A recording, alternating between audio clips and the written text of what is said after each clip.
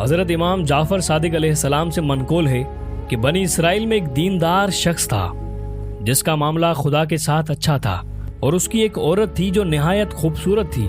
اس دیندار شخص کو اس پر کسی وجہ سے بدگمانی نہیں ہوتی تھی۔ چنانچہ جب کبھی یہ دیندار شخص باہر جاتا تو گھر کا دروازہ باہر سے مقفل کر کے جاتا۔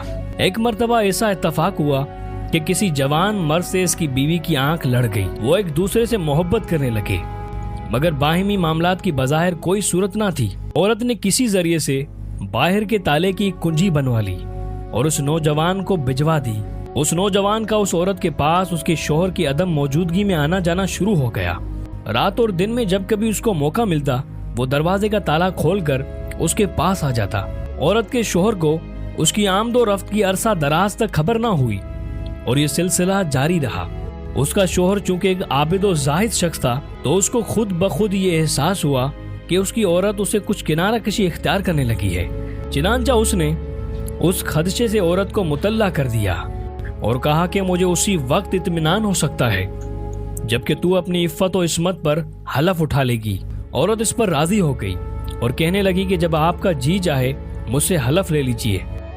جس شہر کا یہ واقعہ ہے وہاں ایک پہاڑ تھا اور اس کے قریب ایک نہر بہتی تھی۔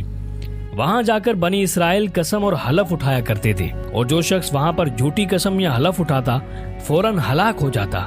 میاں بیوی کے درمیان حلف کی بات چیت کے بعد اس کا آشنا اس کے پاس آیا تو اس نے اس سے اپنے شوہر کی بدگمانی اور پہاڑ پر چل کر قسم کھانے کا قصہ سنایا۔ یہ سن کر وہ نوجوان پریشان ہو گیا کہ اب کیا کیا جائے۔ عورت نے اس کو تسلی دی اور کہا کہ گھبرانے کی کوئی بات نہیں، میں ایسی ترکیب کروں گی کہ سانپ بھی مر جائے گا اور لاٹھی بھی نہ ٹوٹے۔ فلاں دن فلاں وقت میں اپنے شوہر کے ساتھ قسم کھانے کے لیے پہاڑ پر جاؤں گی، لہٰذا تم بھیس بدل کر اور سواری کا ایک گدھا لے کر شہر کے باہر پھاٹک پر کھڑے ہو جاؤ، اور جب تم ہم دونوں میاں بیوی کو آتا دیکھو تو گدھے کو لے کر ہمارے قریب آ جانا۔ میں تمہارے گدھے پر پہاڑ تک جانے کے لیے سوار ہوں گی، تو جلدی سے مجھے اٹھا کر گدھے پر سوار کر دینا، پھر دیکھنا کیا ہوتا ہے۔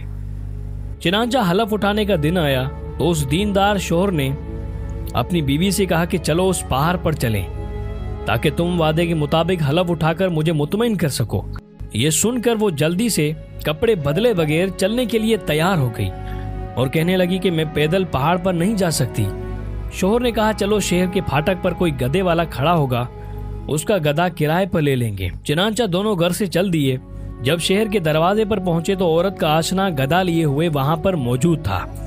اس کو دیکھتے ہی عورت نے آواز دی کہ او گدھے والے، ہم تجھ کو نصف درم دیں گے، کیا تو ہمیں اس پہاڑ تک پہنچا دے گا؟ وہ بولا جی ہاں پہنچا دوں گا، اور جلدی سے گدھا لے کر آیا اور عورت کو اپنے ہاتھوں کا سہارا دے کر گدھے پر بٹھا دیا اور روانہ ہو گئے۔ آگے گدھا جا رہا تھا اور پیچھے پیچھے عورت کا شوہر، اور وہ مصنوعی گدھے والا چل رہا تھا۔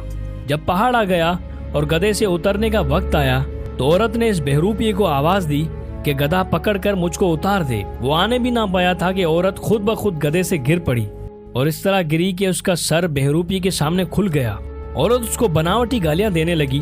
یہ بہروپیہ بولا کہ بی بی صاحبہ میرا اس میں کوئی قصور نہیں ہے، اور اس کو پکڑ کر زمین سے اٹھا کر کھڑا کر دیا۔ اس کے بعد وہ پہاڑ پر چڑھے اور جب اس جگہ پر پہنچے جہاں قسم کھائی جاتی تھی تو عورت نے اپنے ہاتھ سے پہاڑ کو پکڑ لیا اور شوہر کی طرف مخاطب ہو کر قسم کھا کر کہنے لگی کہ جب سے تمہارا اور میرا ساتھ ہوا ہے تب سے آج تک مجھے سوائے آپ کے اور اس گدھے والے کے کسی نے ہاتھ نہیں لگایا اور نہ دیکھا ہے۔ چونکہ یہ قسم ظاہری میں سچی تھی کہ سوائے اس کے شوہر اور اس بہروپیے کے تیسرے شخص نے نہ اس کو چھوا تھا، اس لیے وہ پہاڑ زور زور سے ہلنے لگا اور زمین میں دھس گیا، اور بنی اسرائیل اس کو بھول گئے۔ اس لیے خدا تعالیٰ نے فرمایا اگرچہ ان کفار مشرکین کی سازشیں ایسی تھیں جن سے پہاڑ بھی اپنی جگہ سے ہل جائے